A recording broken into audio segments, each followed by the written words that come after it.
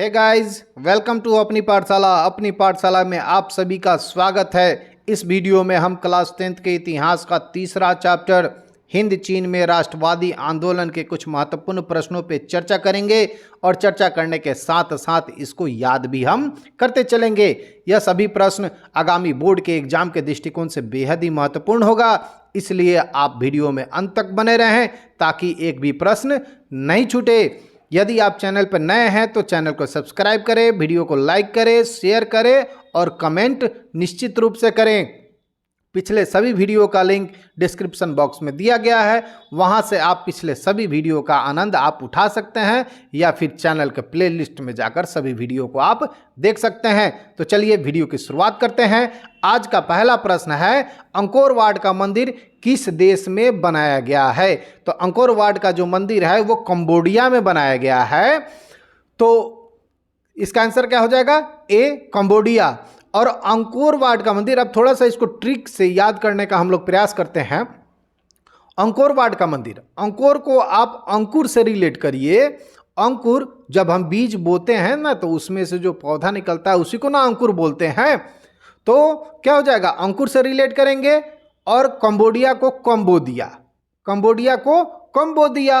तो कंबोदिया इसलिए अंकुर कम निकला, कंबोडिया इसलिए अंकुर कम निकला। तो आपको याद आ जाएगा कि अंकोर वाट, अंकुर, कंबोदिया, कंबोडिया। तो निश्चित रूप से परीक्षा में आपको ये याद आ जाएगा। ठीक है, तो इसका आंसर हो जाएगा ए, कंबोडिया। और ये जो मंदिर दिख रहा है आपको पिक्चर में, ये ही है अंकोर वाट का मंदिर। अब कंबोडिया की स्थिति थोड़ा सा मैप में हम देख लेते हैं। कंबोडिया, ये भारत आपको दिख रहा है और भारत के दक्षिण और पूर्व में स्थित है कंबोडिया। ठीक है, आगे बढ़ेंगे। वियतनाम के तोकिन और अन्नान में किसका प्रभाव था? तो वियतनाम के तोकिन और अन्नान में चीनी सभ्यता का ज्यादा प्रभाव था। और इस प्रश्न को समझने से पहले हमको यह समझना होगा हिंद चीन के बारे में। तो हिंद चीन जो है ना, वो वर्तमान में जो 3 देश आपको स्वतंत्र रूप से दिख रहे हैं लाओस, वियतनाम और कंबोडिया। ये जो 3 देश आपको दिख रहे हैं, मैप में मैं आपको दिखा रहा हूं। ये जो 3 देश आपको दिख रहे हैं ना, लाओस, वियतनाम और कंबोडिया, यही तीनों देश पहले हिंद चीन के नाम से जाने जाते थे। जब फ्रांस का ये उपनिवेश हुआ करता था, फ्रांस का उपनिवेश हुआ करता था। जैसे ब्रिटिश, आप लोग जानते हैं ना कि ब्रिटिश लोग जो है ना, ब्रिटेन हमारे यहाँ शासन किया था लगभग 200 सालों तक, और हम ब्रिटेन के उपनिवेश हुआ करते थे। भारत ब्रिटेन का उपनिवेश हुआ करता था। उसी तरह फ्रांस का शासन इन तीनों देशों पे था और ये तीनों उपनिवेश हुआ करते थे। और उस समय ये स्वतंत्र नहीं थे, अलग अलग नहीं थे, और इनको 5 भागों में, इसके प्रमुख 5 भाग थे उस समय। और उन 5 भागों का नाम जो है ना, यहाँ देखिए लिखा हुआ है, नोनकिन, अन्नान, कोचिन, चीन, कंबोडिया, लाओस। ये 5 उसके प्रमुख भाग थे जब ये फ्रांस के उपनिवेश हुआ करते थे। और इन्हीं 5 में से नोनकिन और अन्नान था। ठीक ना? तो इस नोनकिन और अन्नान जो था ना, इस पे चीनी सभ्यता का प्रभाव था। नाम से ही थोड़ा सा आपको लग रहा है ना, नोनकिन, अन्नान, ये आपको चीनी सभ्यता का प्रभाव इस पे था। और कंबोडिया और लाओस पे भारतीय सभ्यता का प्रभाव था। कंबोडिया और लाओस पे भारतीय सभ्यता का, नोनकिन और अन्नान पे चीन सभ्यता का ज्यादा प्रभाव था। चलिए आगे बढ़ेंगे। और यही तीनों देश जो थे ना स्वतंत्र नाम से, इसी को हम लोग हिंद चीन के नाम से जानते हैं। हिंद चीन में आने वाले पहले यूरोपीय व्यापारी कौन थे? तो आप जानते हैं कि भारत पे जो सबसे पहले, यानी हम लोग ऐसे पढ़ते हैं कि जब भारत का खोज किसने किया था, तो वास्को डी गामा ने किया था। ठीक ना? तो 1498 में कालीकट के तट पे जब वास्को डी गामा आए थे, तो वास्को डी गामा पहली बार भारत आने वाले पुर्तगाली ही थे।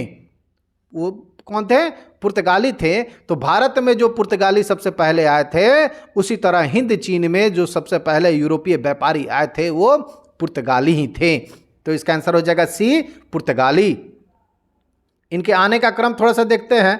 पुर्तगाली सबसे पहले आए थे, उसके बाद हॉलैंड आया था, उसके बाद स्पेन आया था, उसके बाद ब्रिटेन आया था और अंत में फ्रांस आया था। अब मैप पे थोड़ा देख लेते हैं पुर्तगाल कहाँ है। तो ये वाला पार्ट आपको, अगर पिछले वीडियो आपने देखा होगा तो ये वाला पार्ट जो है ना, ये यूरोप है, ये वाला एशिया है, ये क्या है, ये एशिया है और ये अफ्रीका है। तो ये रहा यूरोप का पार्ट पुर्तगाल, उसके बगल में आपको स्पेन दिख रहा है, उसके बगल में फ्रांस दिख रहा है, इटली दिख रहा है, इटली, ग्रीस, ठीक ना, ये यूरोप है। और यहीं से पुर्तगाली सबसे पहले आए थे भारत में भी, और सबसे पहले आए थे हिंद चीन के क्षेत्र में भी। आगे बढ़ेंगे, अगला प्रश्न है, फ्रेंच इंडो चाइना की स्थापना किस वर्ष हुई थी? तो फ्रेंच इंडो चाइना की जो स्थापना हुई थी 1887 में हुई थी। वैसे डेट याद रखने का कोई ट्रिक नहीं है, लेकिन आपको यदि दूसरा कोई डेट याद हो, उससे आप रिलेट करके, उससे संबंध करके जब आप याद रखेंगे तो निश्चित रूप से आपको याद रहेगा। जैसे मुझे अगर याद करना हो तो मैं इसको कैसे याद करूंगा, मुझे कोई डेट याद है इसके आसपास का। अब मानिए 1885 में भारतीय राष्ट्रीय कांग्रेस की स्थापना हुई थी, ये चीज़ हमको याद है, ठीक ना, तो हम उसको कैसे रिलेट करेंगे? अच्छा 1885 में भारतीय राष्ट्रीय कांग्रेस की स्थापना हुई थी, उसके ठीक 2 साल बाद फ्रेंच इंडो चाइना की स्थापना हुई थी। तो इस तरह करके आप इसको याद रखेंगे तो निश्चित रूप से आप अधिक समय तक इसको मेमोराइज कर सकते हैं। आगे बढ़ेंगे, वियतनाम में रहने वाले फ्रांसीसियों को क्या कहा जाता था? तो वियतनाम में रहने वाले जो फ्रांसीसी थे ना, वो क्लोन कहलाते थे, वो उनको क्लोन कहते थे, ठीक ना। तो उसको याद कैसे रखेंगे आप? वियतनाम जो था ना, वो फ्रांस का उपनिवेश था, और फ्रांस जो था वियतनाम को फ्रांस बनाने के चक्कर में लगा हुआ था। कैसे? यानी वियतनाम का भाषा वो चाहता था फ्रेंच हो जाए, वहाँ की शिक्षा भी वो लोग जो देते थे वो फ्रेंच भाषा में देते थे, वहाँ की जो सरकार थी उसकी जो कार्यशैली थी वो भी फ्रेंच भाषा में थी। यानी एक तरह से कहूँ तो फ्रांस जो है वियतनाम को फ्रांस बना देना चाहता था ना, उसकी जो अपनी सभ्यता, उसकी जो संस्कृति थी उसको मिटाकर उसको फ्रांस के रूप में बदल देना चाहता था। और जैसा कि आप जानते हैं कि अगर किसी व्यक्ति का डुप्लीकेट बनाना हो ना, तो उसको हम लोग क्लोन कहते हैं, कि जो वो उसका क्लोन है। तो आप समझ गए होंगे कि जो मैं क्या कहना चाहता हूं। तो फ्रांसीसी नागरिकों क्लोन, यानी वो फ्रांस का क्लोन बनाना चाहते थे। किसको? वियतनाम को। तो क्लोन याद आएगा। चलिए आगे बढ़ेंगे, अंकोर वाट का मंदिर किसने बनवाया था? तो अंकोर वाट का मंदिर जो था वो सूर्य वर्मा द्वितीय ने बनवाया था। हमने पीछे ऊपर कहा कि अंकोर वाट को अंकुर से रिलेट करेंगे, और अंकुर कब तक नहीं उगेगा? अंकुर पे, बीज पे जब तक सूर्य का प्रकाश नहीं पड़े तब तक वो अंकुर नहीं निकलेगा। तो अंकुर निकलने के लिए क्या जरूरी? सूर्य का प्रकाश बेहद जरूरी है। तो याद आ जाएगा, अंकुर वाट को अंकुर से रिलेट करेंगे, और क्या नेसेसरी है? सूर्य का प्रकाश नेसेसरी है। तो इसलिए सूर्य वर्मा द्वितीय आपको याद आ जाएगा। तो इसका आंसर हो जाएगा बी, सूर्य वर्मा द्वितीय ने अंकुर वाट मंदिर का निर्माण कराया था। आगे बढ़ेंगे, अगला प्रश्न है, the history of the loss of Vietnam किसने लिखा? वीडियो थोड़ा सा लंबा हो जाएगा, लेकिन निश्चित रूप से आपको इससे बहुत ज़्यादा फायदा होने वाला है। देखते देखते आपको सारी चीज़ें याद हो जाएंगी। बस आपको थोड़ा सा पैसेंस रखना है, वीडियो को अंत तक देखना है, और ध्यान से देखना है, मन लगा के देखना है, ठीक है। अगला प्रश्न है, the history of the loss of Vietnam किसने लिखा? The history of the loss of Vietnam किसने लिखा? तो ये लिखा था फान बोई चाउ ने। फान बोई चाउ ने, ठीक है ना। तो लॉस ऑफ वियतनाम, लॉस मतलब क्या होता है? हानि। जब किसी को हानि होगा तो वो क्या करेगा? रोएगा ना, रोएगा, ठीक है। तो यहाँ के लॉस को पकड़ेंगे, ठीक ना, वियतनाम के। और यहाँ पे बोई को रोई करेंगे ना, रोएगा चिल्लाएगा, जब किसी को लॉस होगा तो रोएगा चिल्लाएगा ना, तो उससे रिलेट कर लेंगे the history of the loss of Vietnam, loss of Vietnam, ओहो रोएगा चिल्लाएगा, तो फॉन ऑफ बोई चाउ। ठीक है, याद रहेगा। चलिए इसका आंसर हो जाएगा बी। आगे बढ़ेंगे, अगला प्रश्न है, वियतनाम में टोकन फ्री स्कूल की स्थापना कब हुई थी? तो वियतनाम में जो टोकन फ्री स्कूल की स्थापना हुई थी वो थी 1907 में। अब 1907 में कैसे याद रखेंगे? तो मैंने कहा ना कि जो किसी ना किसी को उसको रिलेट करके रखना होगा। जैसे वियतनाम में टोकन फ्री स्कूल की स्थापना, अगर इसको मुझे याद करना हो तो कैसे, ये जरूरी नहीं मेरे जैसा आप याद रखिए। ये आपको याद रखने के लिए आपको जो डेट याद है उससे रिलेट करके याद रखिए। जैसे मैंने इसको याद रखा कैसे कि 1907 में सूरत अधिवेशन में भारतीय राष्ट्रीय कांग्रेस जो था दो भागों में बट गया था, नरम दल और गरम दल। तो उस गरम दल और नरम दल से हम किसको याद रखेंगे ना कि टोकन वहाँ पे फ्री मिला, इसीलिए उसमें लड़ाई झगड़ा हो गया, और लड़ाई झगड़ा होने के कारण गरम दल नरम दल में बट गया। ठीक ना, तो ऐसे हम इसको याद रखेंगे। तो डेट जो है ना वो किसी कहीं ना कहीं से आप रिलेट करके याद रखेंगे, निश्चित रूप से आपको याद रहेगा। तो वियतनाम में टोकन फ्री की स्थापना 1907 में हुई थी। अब ये टोकन फ्री स्कूल क्या था? तो टोकन फ्री स्कूल जो है ना वो फ्रांसीसी सरकार का एक उद्देश्य था कि वियतनाम के जो बच्चे थे ना उनको आधुनिकता के पाठ पढ़ाना, या कुल मिला के कहें जो उनको फ्रांसीसी सभ्यता में रंग देना था। ये जो था ना वो स्कूल के बाद एक क्लास चलती थी, और ये फ्री नहीं था, उसके लिए फ़ी भी लिया जाता था।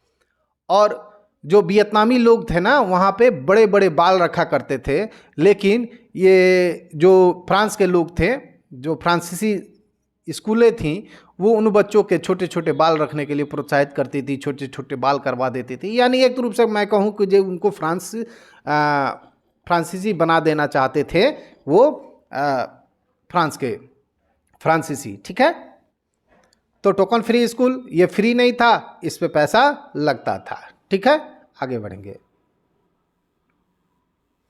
जेनेवा समझौता कब हुआ था? जेनेवा जो समझौता हुआ था वो 1954 में हुआ था, तो इसका आंसर हो जाएगा सी 1954। इसको भी आप कहीं ना कहीं से रिलेट करके याद करने का प्रयास करेंगे अपने से। हो चिन मिन्ह की सरकार थी, हो चिन मिन्ह की सरकार जो थी वो उत्तरी वियतनाम में थी। कहाँ थी? उत्तरी वियतनाम में हो चिन की सरकार थी। और ये जो 1954 में जो जेनेवा समझौता हुआ था उसी समय जो था ना वो वियतनाम जो था वो दो भाग में बांट दिया गया था। एक बना था उत्तरी वियतनाम और दूसरा दक्षिणी वियतनाम। तो हो चिन मिन्ह जो थे ना वो उत्तरी वियतनाम के शासक थे। ठीक है, आगे बढ़ेंगे।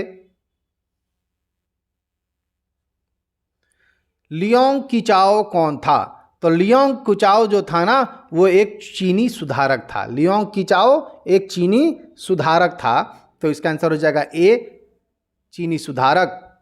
अगला प्रश्न है, वियतनामी कम्युनिस्ट पार्टी के संस्थापक कौन थे? तो वियतनामी कम्युनिस्ट पार्टी के जो संस्थापक थे वो हो ची मिन्ह थे। वहीं जो हमने ऊपर पढ़ा कि उत्तरी वियतनाम के शासक में किसकी सरकार थी, तो इसी हो ची मिन्ह की सरकार थी, और इनके पार्टी का नाम था वियतनामी कम्युनिस्ट पार्टी। आगे बढ़ेंगे।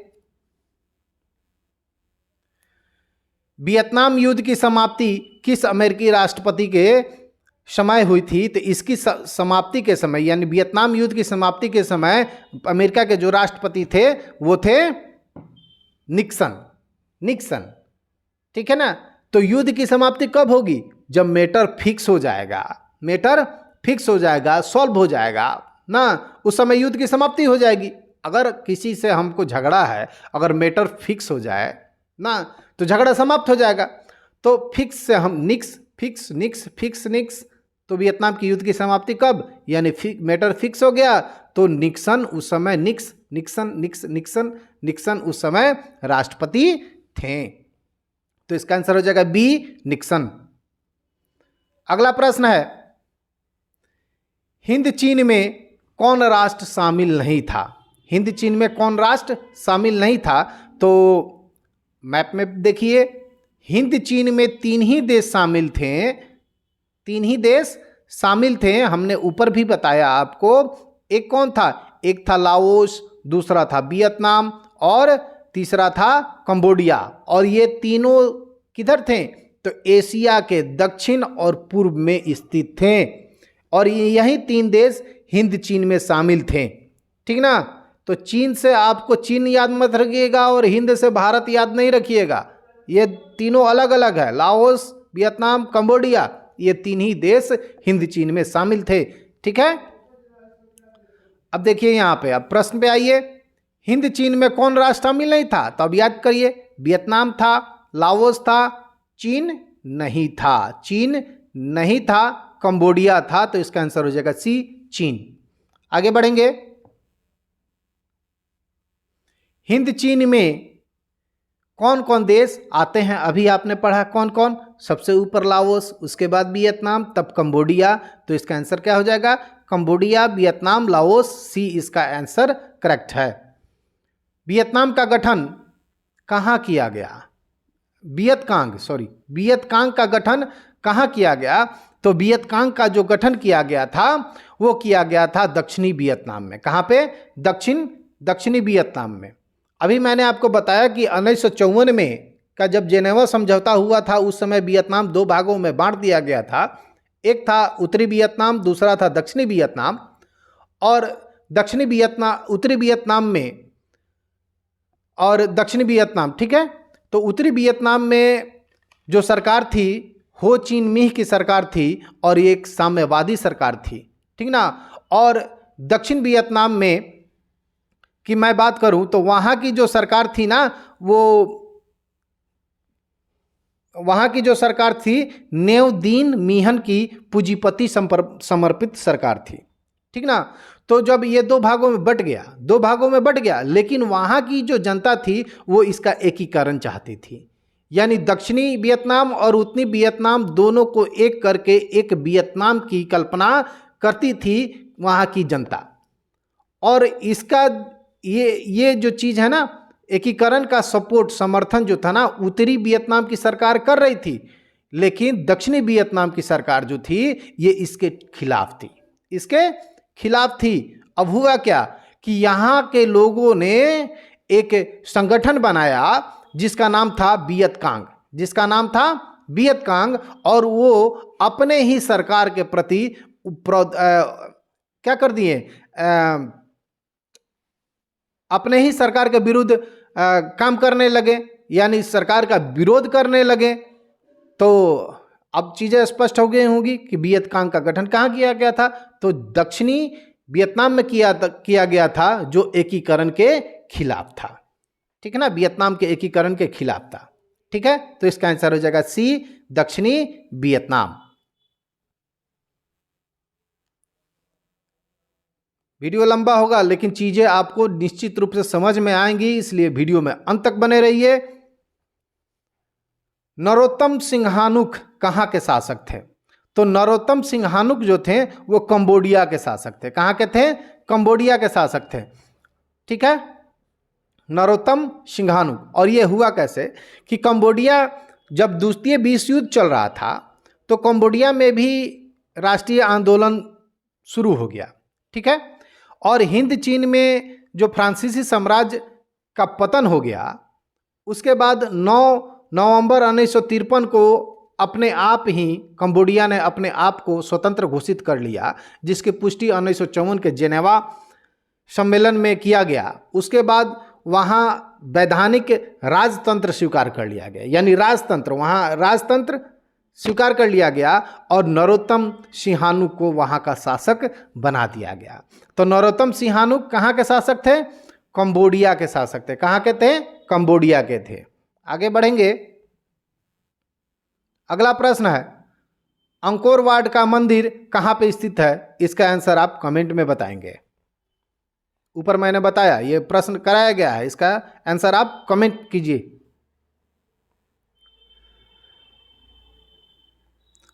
मार्च 1946 में फ्रांस और वियतनाम में कौन सा समझौता हुआ था? तो ये जो समझौता हुआ था वो 6 मार्च 1946 को समझौता हुआ था और ये हुआ था जो वर्तमान की राजधानी हनोई है, वो हनोई में ये समझौता हुआ था और इसी कारण से इसको हनोई समझौता के नाम से जाना जाता है। थोड़ा सा हनोई समझौता के बारे में समझ लेते हैं। यहाँ पे देखिए 6 मार्च 1946 को फ्रांस और वियतनाम के बीच एक समझौता हुआ था जिसे हनोई समझौता का नाम दिया गया था। इसमें जो इस समझौते के अनुसार फ्रांस ने वियतनाम को एक स्वतंत्र राज्य के रूप में स्वीकार कर लिया तथा वियतनामी नेताओं ने फ्रांसीसी महासंघ में शामिल होने की बात मान ली थी। यही था हनोई समझौता। आगे बढ़ेंगे। हुआ आंदोलन जो था ना किस प्रकृति का था?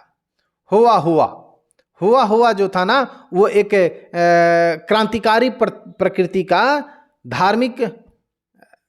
क्रांतिकारी धार्मिक प्रकृति का था। ठीक ना, हुआ आंदोलन जो था ना वो क्रांतिकारी धार्मिक प्रवृत्ति का था। तो इसका आंसर हो जाएगा ए, क्रांतिकारी धार्मिक। ठीक ना, जब कोई गुट निकलता है ना तो हुआ हल्ला हल्ला हाय हाय करते हैं ना, उसी तरह क्रांतिकारी था। चलिए, और हुआ क्या था थोड़ा सा समझ लेते हैं। हुआ आंदोलन जो है ना उपनिवेशवाद विरोधी था।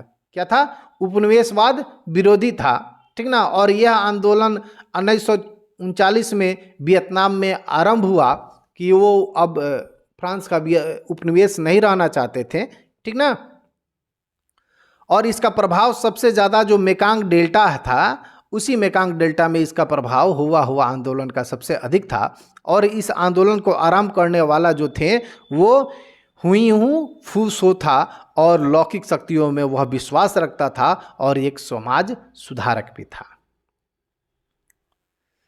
हनोई समझौता कब हुआ था? तो अभी ऊपर मैंने बताया हनोई समझौता कब हुआ था। 6 मार्च 1946 को, 6 मार्च 1946 को। और डेट को याद करने का मैंने तरीका बताया।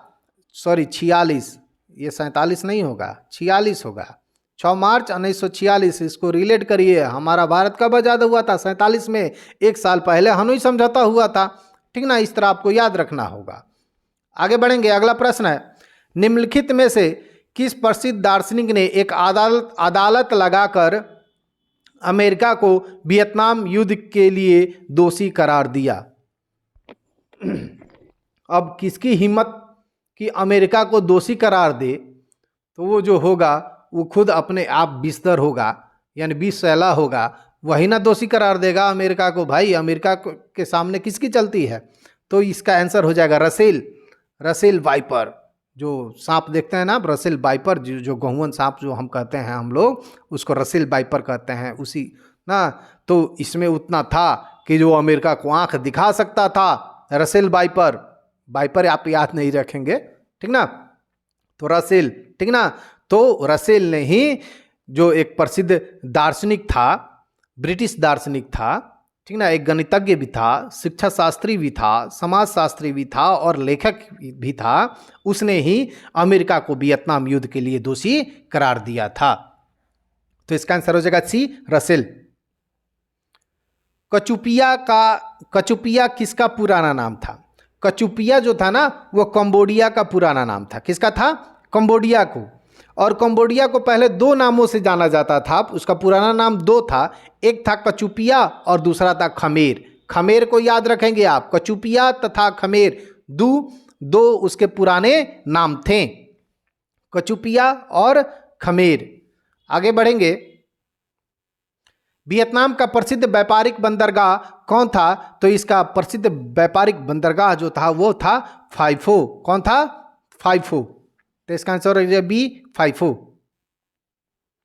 कंबोडिया को स्वतंत्र राज्य की मान्यता कब मिली थी? तो कंबोडिया को स्वतंत्र राज्य की मान्यता जो थी वो 1954 में जो जेनेवा समझौता हुआ था उसी के तहत इसको मिली थी। तो इसका आंसर हो जाएगा